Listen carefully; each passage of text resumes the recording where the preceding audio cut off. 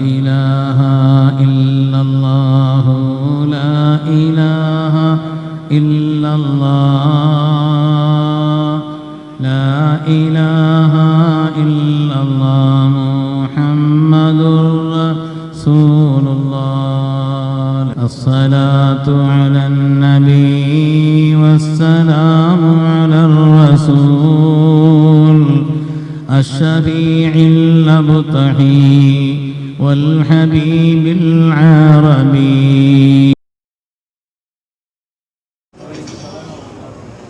الحمد لله العظيم القدرة والشان شديد البطش والبرهان حافظ الدين والقرآن ما شاء الله كان ما لم يشاء لم يكن لا حول ولا قوة إلا بالله إن أريد إلا الإصلاح ما استطعت وما توفيقي إلا بالله عليه توكلت وإليه أنيب سبحانك لا علم لنا إلا ما علمتنا إنك أنت العليم الحكيم.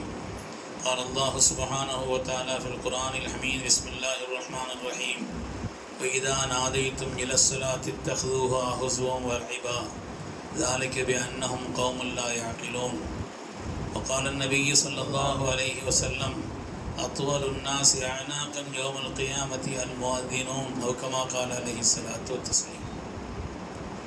கண்ணியமிக்க முஃமினீன்களே, அல்லாஹ்வின் நல்லடியார்களே, அருமை நாயகம் ஸல்லல்லாஹு அலைஹி வஸல்லம் அவர்களின் பாக்கியம் நிறைந்த உம்மத்துமார்களே, ரப்பு சுப்ஹானஹு வ தஆலா அவனுடைய மேலான கட்டளையை ஜும்ஆவுடைய ஃபர்தை நிறைவேற்றுவதற்காக ஒன்று சேர்ந்திருக்கக்கூடிய நம் எல்லோரையும் அல்லாஹ் கபூல் செய்தருள்வான்.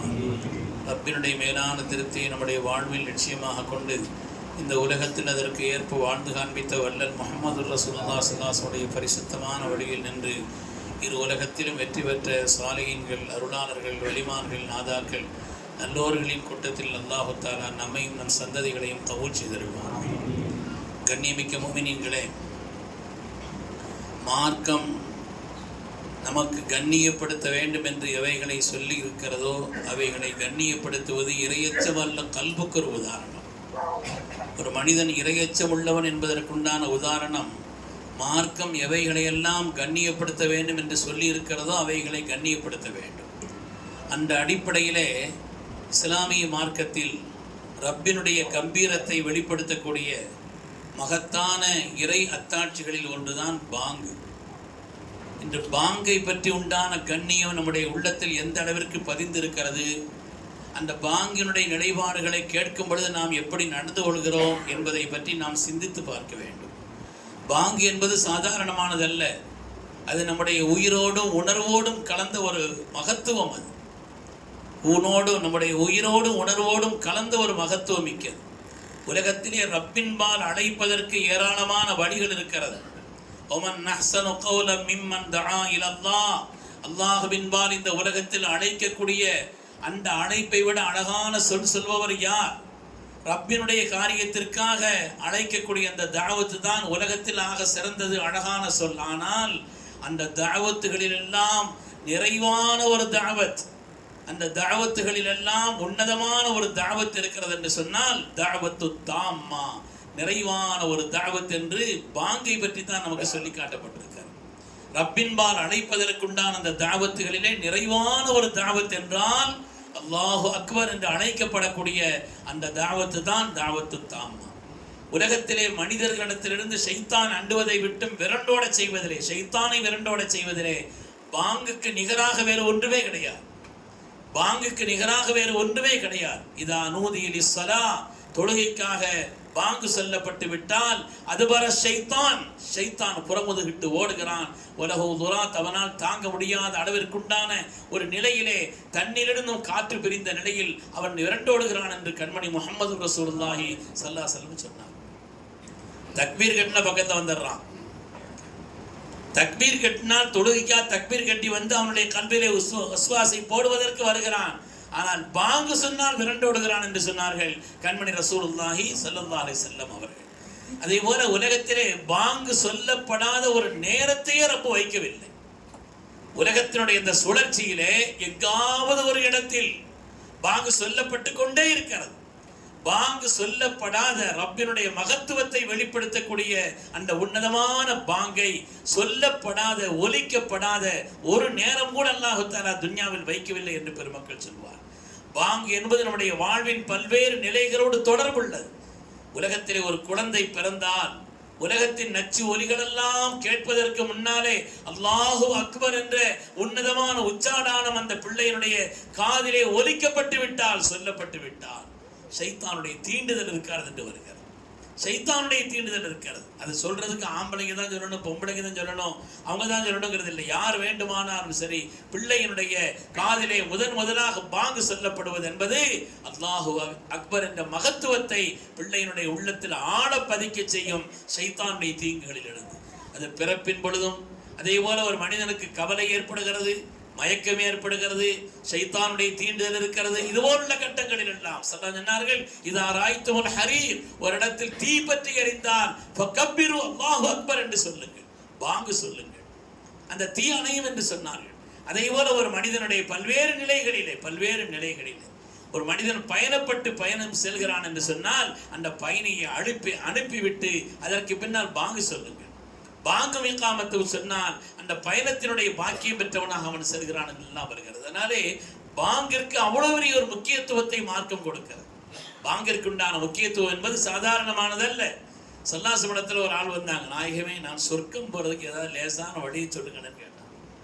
நான் சொர்க்கம் போறதுக்கு எனக்கு லேசான வழி ஒன்று சொல்லி காமிங்களேன்னு சொன்னான். சொல்லாத பாங்கு சொல்லுங்கன்னு சொன்னான். பாங்கு சொல்லுங்க, பாங்கு சொன்னால் பாங்கு சொல்வது என்பது சொர்க்கத்திற்கான லேசான வழின்னு சொன்னாங்க. முடியாது நாயகமே, அது எனக்கு ஒத்து வரக்கூடிய ஒரு ஆண்களுக்கு ஒரு காரியம் ஒத்து வரும் இல்லையா, எனக்கு அது ஒத்து வர்ற காரியம் மாதிரி தெரியலன்னு சொன்னான். இமாமத்து செய்யுங்களேன்னா அதுவும் எனக்கு ஒத்து வராது நாயகம். அதுக்குள்ள நிலைகள் ஒன்று இருக்குது, அதுவும் ஒத்து வராது. அப்படியானால் முன்சப்பை பற்றி கொள்ளுங்கள் சொன்னான். லேசான வழி. லவ் யஅலமுன் நாஸு மா ஃபின் நிதாஇ வஸ்ஸஃபில் அவ்வல், பாங்கு சொல்வதற்குண்டான மகத்துவத்தையும் முன்சப்பினுடைய மகத்துவத்தினுடைய உம்மத்துமார்கள் அறிந்திருந்தால் அதுக்கு ஒரு போட்டி போட்டு, சரி நீங்க நின்றுட்டீங்க, அடுத்து சீட்டு போடுங்க, சீட்டு போட்டு யார் வர்றாங்களோ அவங்கள முன்சாப்பில் ஆக்குங்க என்று சொல்லக்கூடிய நிலை வரும் என்று சொன்னார்கள் கண்மணி முஹம்மது ரசூலுல்லாஹி ஸல்லல்லாஹு அலைஹி வஸல்லம். மகத்துவத்தை, அதனுடைய மகத்துவத்தை சொர்க்கத்திற்கு இலகுவாக செல்வதற்குண்டான வழின்னு சொன்னார். இந்த பாங்கு என்பது சாதாரணமானதல்ல, ஒரு பாரம்பரியம். எங்கோ ஒரு இடத்தில் ஒரு பாங்கு சொல்லப்படுகிறது என்பது அல்ல, அது ஒரு பாரம்பரியமான வழி. அதில் சல்லாஹ் சஹாபாக்களை எல்லாம் கூட்டி கேட்டாங்க, மக்களை தொழுகையின்பால் அழைப்பதற்கு என்ன செய்யணும்னு ஒரு யோசனை கேட்டாங்க. சல்லாஹ் சொன்னா எல்லாரும் செய்துட்டு போறாங்க, கேட்கணும்னா ஒண்ணும் இல்லை. ஆனா வஷாவிர்ஹும் ஃபில் அம்ர், காரியங்களை உலகத்தில் மற்றவர்கள் கேட்டு பழகக்கூடிய ஒரு காரியங்களை நீங்கள் செய்யுங்கள், பொறுப்பில் உள்ளவர்கள் என்று கற்றுக் கொடுப்பதற்காக ஸல்லல்லாஹு அலைஹி வஸல்லம் அல்லாஹ் தஆலா அப்படி ஒரு காரியத்தை சொன்னான். அப்ப எல்லாரும் ஒவ்வொரு மஷ்வரா சொன்னாங்க, மக்களை தொழுகையின்பால் அழைப்பதற்கு எப்படி செய்யலாம் என்று ஸல்லல்லாஹு அலைஹி வஸல்லம் கேட்டாங்க. இப்போ அந்த நேரத்தில் சில பேர் சொன்னாங்க, நாயகமே ஒரு நெருப்பு மூட்டுவோமா, இப்போ அதுக்கு நடைமுறையில் சொல்றது ஒரு வெடி வெடிப்போமா, ஒரு நெருப்பு மூட்டி விடுவோமா அப்படிங்கிற மாதிரி கேட்டாங்க. ஸல்லல்லாஹு அலைஹி வஸல்லம் சொன்னாங்க, இது ஆதத்தில் மஜூஸ், அது நெருப்பு வணங்கிகளுடைய பழக்கம், அது நமக்கு வேண்டியது இல்லைன்னு சொன்னாங்க. அப்படியானால் நாயகமே குழல் ஊதுவோமா, குழல் ஊதி மக்களை தொழுகையின்பால் மக்களை இபாதத்தின்பால் அழைக்க செய்யலாமா என்று கேட்கும் பொழுது அது யகூதிகளுடைய பழக்கம், யூதர்களின் பழக்கம், அது வேண்டான்னு சொன்னாங்க. கொடியேத்துவமான்னு கேட்டாங்க. ஒரு கொடியேத்துவமா தொழுகைக்கு நேரம் வந்துருச்சு, பார்க்குறவங்களுக்கு தானே தெரியும், எல்லாருக்கும் எப்படி தெரியும்னு கேட்டாங்க. அதை ஏற்றும் பொழுது யார் பார்க்குறாங்களோ அவங்களுக்கு தானே தெரியும், மற்றவர்களுக்கு அந்த நிலை போய் சேருவதற்குண்டான நிலை என்னன்னு கேட்டாங்க. அதுவே அது சரி வராது, ஒத்து வராது அப்படின்னு சொன்னாங்க. என்ன மணி அடிக்கலாமான்னு கேட்டாங்க. வெளில மணி அடிச்சு அதை வாங்கி மாதிரி மற்றவங்களுக்கு கேட்க செய்யலாமான்னு, அது கிறிஸ்துவருடைய பழக்கம், அதை நமக்கு வேண்டாம்னு சொன்னாங்க.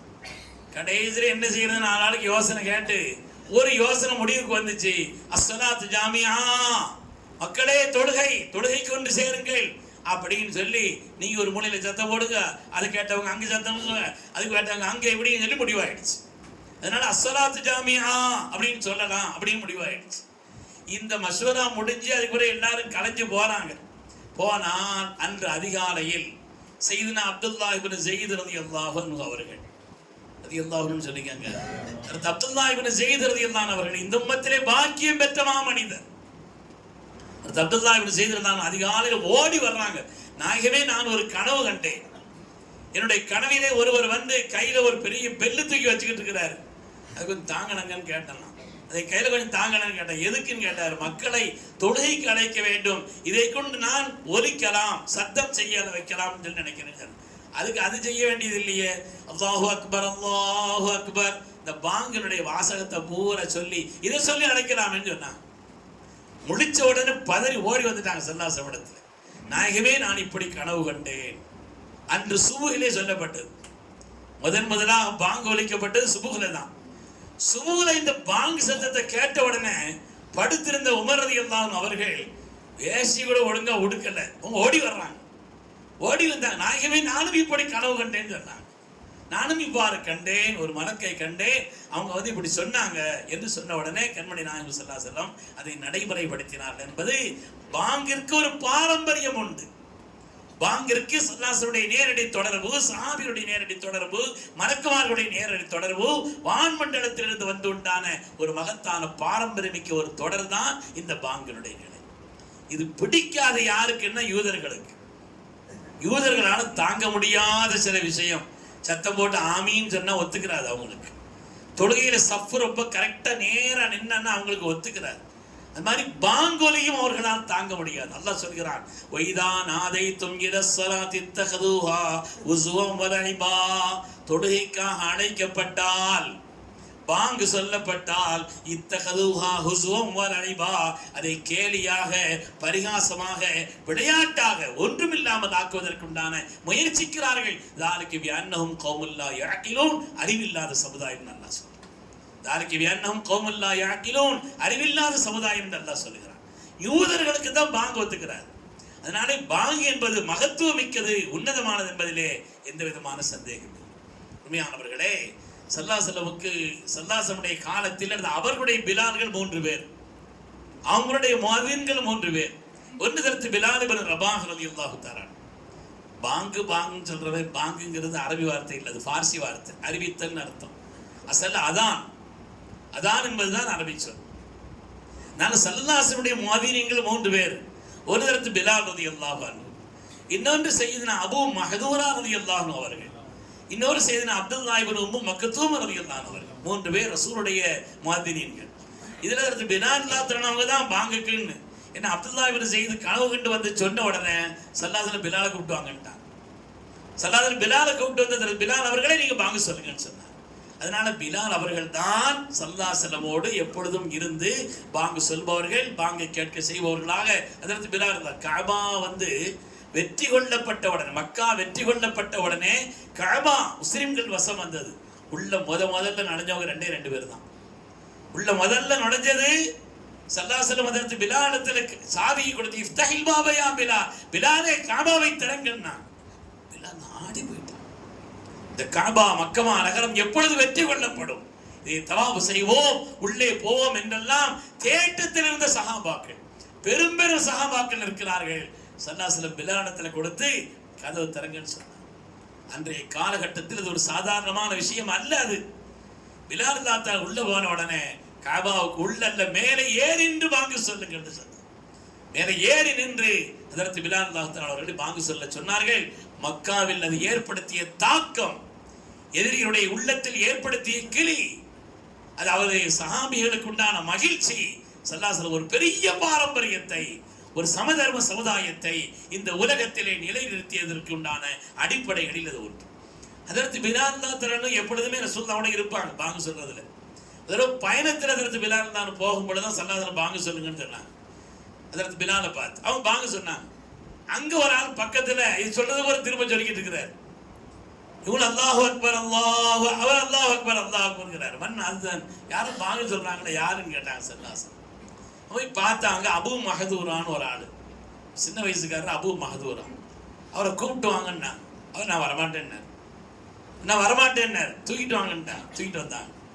ஸல்லல்லாஹு இனிமையான குரல், அற்புதமான குரல், ஈமானோடு சேர்ந்திருந்து இந்த குரல் வெளிப்படுமானால் அது எவ்வளவு பெரிய விளைவுகளை உண்டாக்கும், எவ்வளவு பெரிய விளைவுகளை.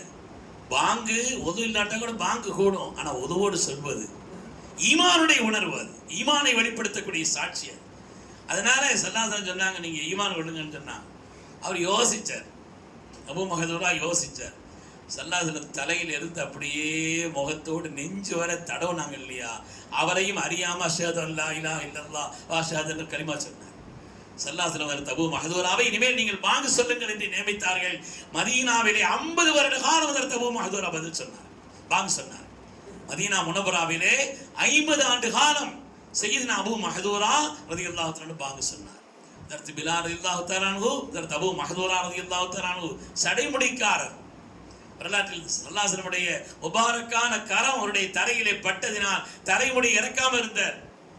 ஏன்னா இது அல்லாஹ்வுடைய ஹபீபின் திருக்கரம் பற்ற இடம் இது, அதனால இந்த இடம் நரகத்துக்கு போகாது, அது இருக்கக்கூடிய நான் இப்படி போவேன் அப்படின்னு சொல்லி அதற்கு அபூ மஹ்தூரா சடைமுடியராக வாழ்ந்தார் என்று வருகிறது. அது மாதிரி செய்த அப்துல்லா இப்னு உம்மு மக்தூம் ரலியல்லாஹு தஆலா அவங்களும் வாங்க சொன்னார்கள். தஹஜ்ஜுத் நேரத்தில் ஸல்லல்லாஹு அலைஹி அவங்க தொழுது நோன்பு வைக்கக்கூடிய நேரம் முடிகிறது என்பதற்கு நான் அடையாளமாக வாங்க சொல்ல சொன்னாங்க என்றெல்லாம் வருகிறது. அதனால ஸல்லல்லாஹு அலைஹி வஸல்லம் முஅத்திரீன்களாக இந்த 3 பேரும் இருந்தார்கள் என்று வரலாற்றில் பார்க்கிறோம். அருமையானவர்களே, வாங்கு சொல்லப்பட்டு விட்டால் முதலாவது நாம செய்ய வேண்டிய கடமை என்னன்னு அதை கண்ணியும் செய்யணும். வாங்கு சொல்ற நேரத்தில் படுத்திருக்கிறோம், முன்னாலாம் எழுந்திரிச்சு உட்கார்ந்துருவாங்க, தலையில் துணி இல்லை துணி போட்டுருவாங்க. வாங்குக்கு முதலாவது செய்ய வேண்டிய கண்ணியம், முதலாவது செய்ய வேண்டிய காரியம் கண்ணியம் செய்யணும். பேசக்கூடாது, வாங்கு சொல்லும் பொழுது பேசிட்டு இருக்க கூடாது. அது மாதிரி வாங்கு சொல்லும் பொழுது குர்ஆன் கூட ஓதக்கூடாது, வாங்கு சொல்லும் பொழுது திக்ர் செய்யக்கூடாது. என்றால் பேசிக்கிட்டு இருக்கிறது எப்படி? பாங்கை அலட்சியம் செய்து ஒரு மனிதர் பேசிக் கொண்டிருந்தால் பாங்குக்கு முக்கியத்துவம் கொடுக்கணும், கண்ணியம் கொடுக்கணும். எந்த அளவுக்கு நம்முடைய பெருமக்கள் எழுதுகிறார்கள், வியாபாரம் செய்துக்கிட்டு இருந்தா கூட கொஞ்சம் நல்ல பாங்க முடியிட்டு சொல்லணும். வியாபாரம் செய்துக்கிட்டு இருந்தா கூட அந்த நேரத்தில் கொஞ்சம் ஒரு நிமிஷம் இந்த பாங்க முடியட்டும் சொல்லி சொல்லி அதற்கு பிறகு வியாபாரம் செய்வதை பெருமக்கள் அந்த அளவுக்கு அதனுடைய கண்ணியத்தை சொல்வார். பாங்கு சொல்கின்ற நேரத்தில் அதை அலட்சியம் செய்தால் அல்லாஹ் பாதுகாக்க வேண்டும், ஒரு மனிதனுடைய கடைசி கெட்டு போகும் எழுதுறான். அல்லாஹ் பாதுகாக்க வேண்டும். பாங்கிற்கு ஒரு கண்ணியம் செய்யாமல், பாங்கிற்கு பதில் சொல்லாமல், அதை அலட்சியமாக, சாதாரண ஒன்றல்ல, உலகமெல்லாம் சொல்லப்படுகிறது, உலகமெல்லாம் எல்லா நேரத்திலும் சொல்லப்படக்கூடிய ரப்பினுடைய மகத்துவத்தை வெளிப்படுத்தக்கூடிய ரப்பின் சாட்சியாக இருக்கக்கூடிய அந்த பாங்கிற்கு கண்ணியம் செய்வதும் பதில் அளிப்பது. அதாவது கண்ணியம் செய்யும், பேசக்கூடாது, வேறு காரியங்கள் செய்யக்கூடாது. இந்த அளவிற்கு பெருமக்கள் சொல்வார்கள். அது மாதிரி யார் அதை அலட்சியம் செய்தால் கிதாபுகளில் பெருமக்கள் எழுதுவார்கள், அல்லாஹ் பாதுகாக்க வேண்டும், முடிவு கெட்டு போல எழுதுறாங்க. அதனால பாங்கிற்கு கண்ணியம் செய்வதும் பதில் சொல்வதும் முக்கியம். பாங்கு சொல்பவர்களுக்கு உண்டான அந்தஸ்து மிக உயர்வானது. கியாமத்தில் தாகமே எடுக்காது அவங்களுக்கு. பாங்கு சொல்லக்கூடியவர்களுக்கு கியாமத்தில் தாகமே எடுக்காது. சுகதாக்களோடு சேர்ந்து நிற்பார்கள், சுகதாக்களோடு சேர்ந்து நிற்பார்கள். மக்கள் மன்றத்திலே பாங்கு சொல்வதற்குண்டான கண்ணியம் அல்லது பாங்கு சொல்பவருடைய கண்ணியம் எப்படியோ, ஆனால் கியாமத்தில் அவருடைய கண்ணியம் வருத அதை யோசிச்சு பார்த்தா சாதாரணமானதல்ல. எல்லோரும் பொறாமைப்படக்கூடிய ஒரு காரியம், எல்லோரும் பொறாமைப்படக்கூடிய காரியம். கிதாபுகள்ல இப்படி ஒரு விவாதம் வருது, பாங்கு சொல்றது நல்லதா இமாம செய்யறது நல்லதா, பாங்கு சொல்றது நல்லதா இமாம செய்யறது, பெரிய விவாதங்கள் நடக்கும். பாங்கு சொல்றது நல்லது அப்படிங்கிறதுக்கான நிலை, இமாம செய்யறது நல்லது, ஒவ்வொன்றுக்கும் அதுக்குண்டான ஆதாரங்களை ஸல்லல்லாஹு தங்களுடைய ஹயாத்திலேயே அவங்க பாங்கு சொன்னது இல்லை, அவங்க ஹயாத்து போற இமாம செய்தாங்க, கலீஃபாக்கள் இமாம செய்தாங்க. அதனால அடுத்தடுத்து அது இமாமத்தினுடைய நிலையை சொல்வார்.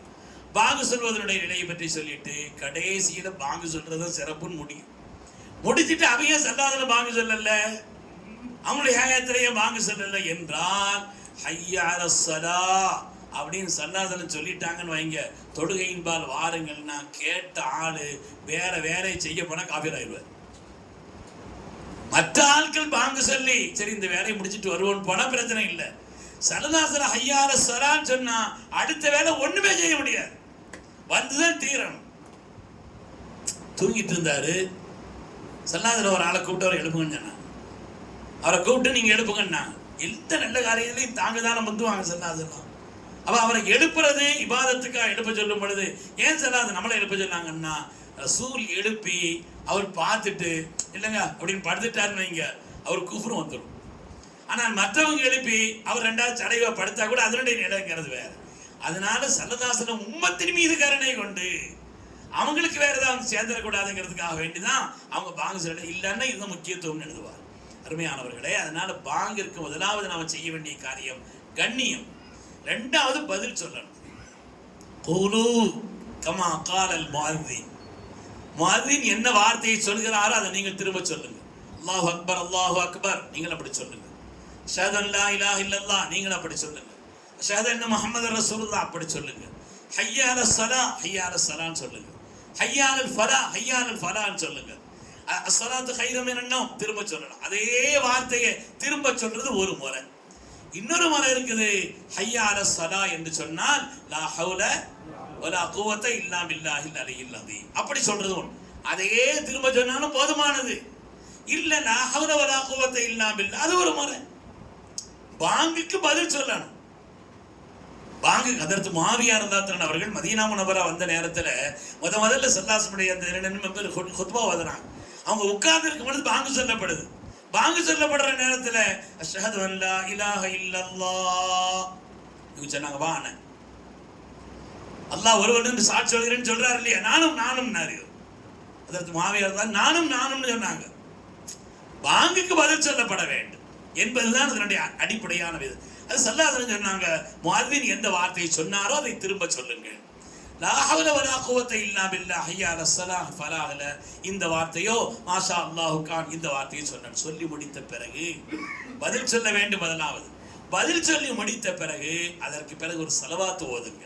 ரசூல் சொன்னாங்க, ஒரு ஸலவாத் ஓதிட்டு அல்லாஹும்ம ரப்ப ஹாதிஹி தஅவத்தி தாம்மா அந்த துஆ ஓதுங்க. அதிலே எனக்கு யார் வசீலாவையும் எனக்கு யார் கியாமத்திலே மகாமம் மஹ்மூதா என்ற அந்த ஒரு பாக்கியத்தையும் கிடைக்க பெற வேண்டும் என்று துஆ செய்கிறார்களோ வஜபத் லஹு ஷஃபாஅத்தி அவர்களுக்கு என்னுடைய ஷஃபாஅத் வாஜிப் என்று நான் ஸல்லல்லாஹுடைய ஷஃபாஅத் கியாமத்தில் கிடைக்க பெறுவது சாதாரணமான ஒரு பாக்கியம் அல்ல. பெருமக்கள் எல்லாம் அதைத்தான் ஆசைத்தார்.